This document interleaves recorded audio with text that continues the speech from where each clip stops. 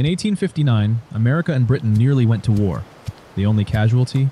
One pig. It started when an American farmer caught a British pig eating his potatoes. He shot it. Britain demanded $100. The farmer offered 10, so both sides bought warships. Welcome to San Juan Island, 1859. A foggy speck of pines and sheep, sitting exactly between America and British Canada. The problem?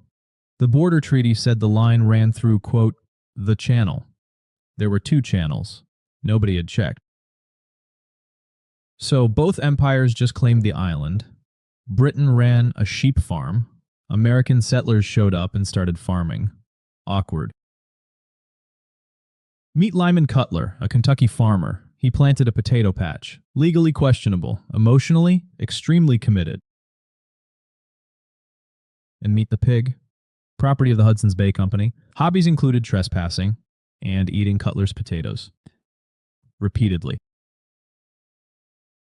June 15th, Cutler catches the pig mid-heist again, grabs his rifle, and commits history's most consequential act of pest control.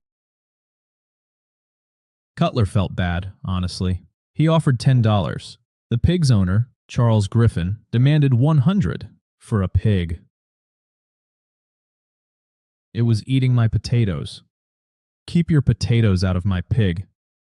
Diplomacy had officially peaked. British authorities threatened to arrest Cutler. The American settlers wrote to the army, specifically to General William Harney. Harney hated the British, both professionally and personally. He sent Captain George Pickett and 66 soldiers to hold the island. Yes, that Pickett, the Gettysburg one. His career was bookended by disasters, and this was the fun one. Britain's governor responded proportionally. 3 warships. Pickett, outnumbered 30-1, announced he would make, quote, a Bunker Hill of it. Quick reminder, all of this, the warships, the cannons, the speeches, is still about one pig. Escalation continued. America dug in. 461 men, 14 cannons. Britain floated 5 warships and over 2,000 sailors. British officers were ordered to land their Marines. Rear Admiral Robert Baines arrived, surveyed the situation, and said, no. Baines refused to plunge, quote, 2 great nations into war over a squabble about a pig. The most sensible man in this story. So for weeks, both armies just glared at each other.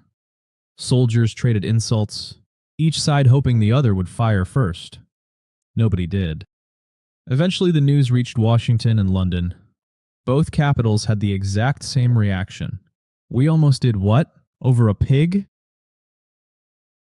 America sent General Winfield Scott, a professional de-escalator, 73 years old and held together mostly by dignity, to go fix it. The deal. Joint occupation. 100 soldiers each, on opposite ends of the island, until someone figured out the border. Simple. Temporary. Temporary lasted 12 years. The British built gardens and a tidy little camp. The Americans built a fort. Everyone settled in. And here's the twist. The enemies became friends. The camps visited each other, held athletic contests, and celebrated each other's holidays. Both armies agreed the biggest threat on the island during those 12 years was the whiskey. Not each other. The whiskey. In 1871, the two empires finally outsourced the border question to a neutral referee, Kaiser Wilhelm I of Germany. The Kaiser deliberated for an entire year, then ruled the island was American. Britain shrugged, packed up its gardens, and sailed home. Final scorecard, 12 years of military standoff, 0 shots fired at humans, 1 very expensive potato patch, and exactly 1 pig. The Pig War. Proof that empires can do the right thing, right after exhausting a farmer, a pig, and everybody's patience. Subscribe.